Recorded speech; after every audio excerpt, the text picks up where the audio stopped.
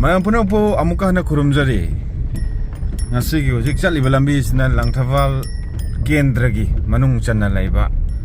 Langthabal mantri khongi thong ama nauna sakre lan baje haudri aduga thong do tarakpagi lambi ni mamana khara walingai dei namja haudre kawruba adu hujik mu khangning ningchang akan sida ngasigi akan manong ama thawalom dagi haura aga sukhiba aduga manong aduna mafam sigi lambi adugi matik cholaga lairame cholisi mathakta mahut hutpana maram moiraga yam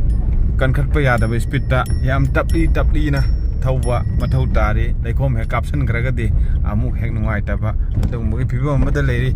ado hojingna mo mayai lambi gi yamna pharaba matam kuina gi mamang dagi semba saba lep khraba adugumba lambi amada amu chatkadauri sig lambi su kagi mayai lambi haina khangnaba lambi ni Imphal dagina wabagaila Imphal sugnu lambi harga judum khangnaba lambi ni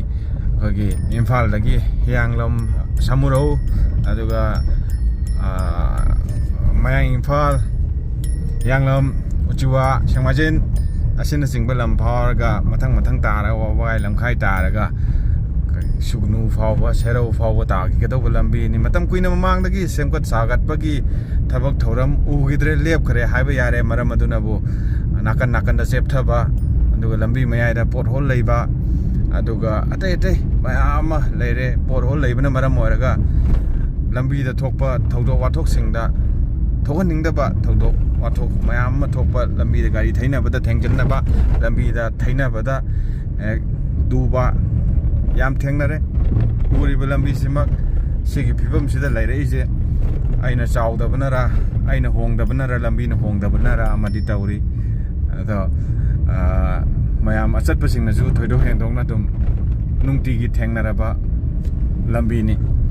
lambi sida leiriba pothole aduki matik aruba pothole ni leirise adaga somnakan akhoi Imphal Mori lambi gi di kharabu handak khara taiboi menboi tawkhre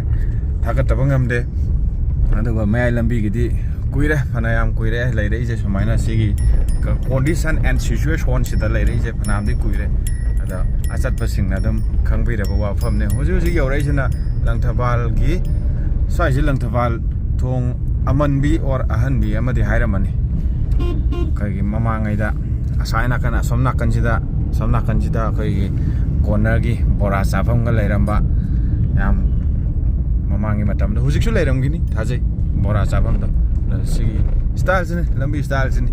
ado sigi lambi sida dum asai wa hai tare asai herangoi thong mathak aduga bisum mathak adai bokti dum por hole je mafam da adum phajana dum leire aduga gari thau matam da ju por hole leire mena thaina bo honarak pada lambi naga maron pikpa aduga gari gi masing naga maron ma yam khalak paga sugum bagi kudong sada ba mayam mayok nariba lambi amani haijage masi haijaraga matang swaida aigi basan loisin jare mayam pun ma khubak padrak sinamuk mongsangai gi area ni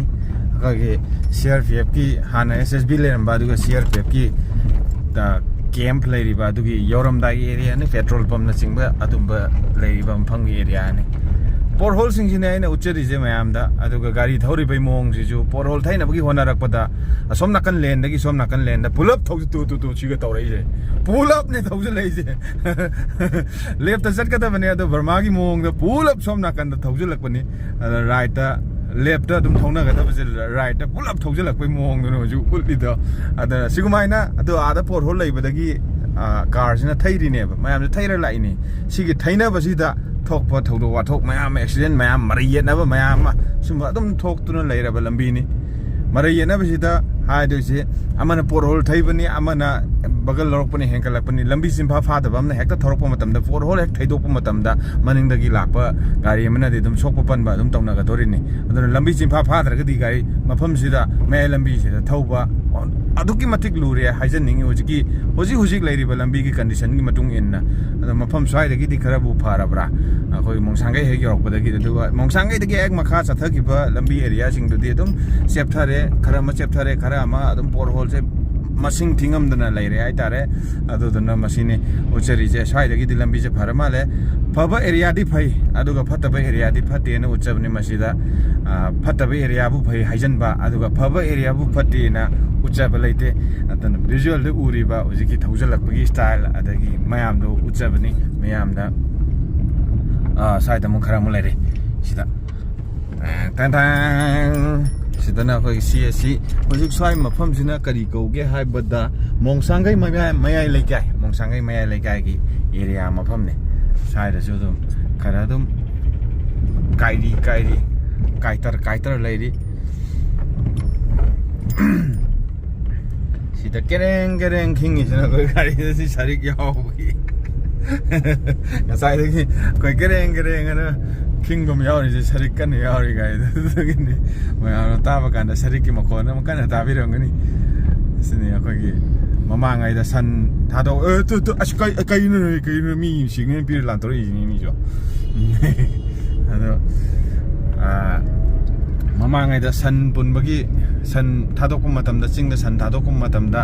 magi kauri da korok lauba sarik ama hapi na tragna kring lauba sarik ama hapi hapnarami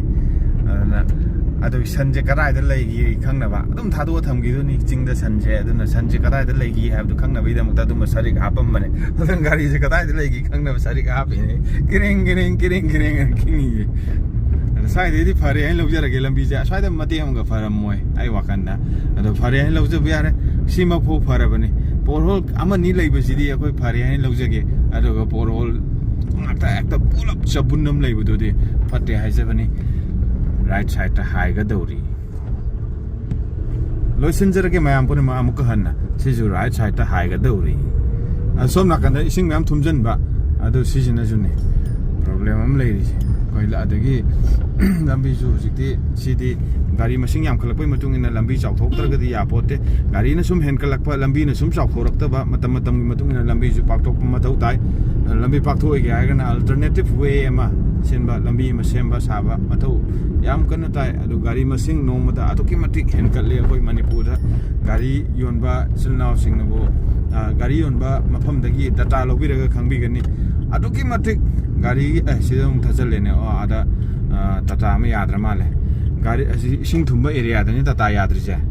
gari gi masing aduki matik hen kalle manipur da nomada gari yamdrabada dum phanam yole ai tare nomada bullet ka je nomada dum phanam yole hari bullet jankhai gi yole hari do car su ngai re booking aktani hojik leina phang pote aduna nomagi gari hen kat bugi sang sunglep lepte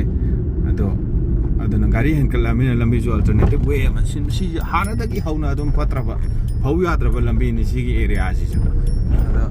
sida ya herangoi thong yogre herangoi thong gi petrol pump area ni swagi mpham si ju myam na lakpi matam da dum ising thumbagi aduga lambi gaibagi khudong chada basima adum hana dagi hauna mayok na tuna dum leiraba mafam amani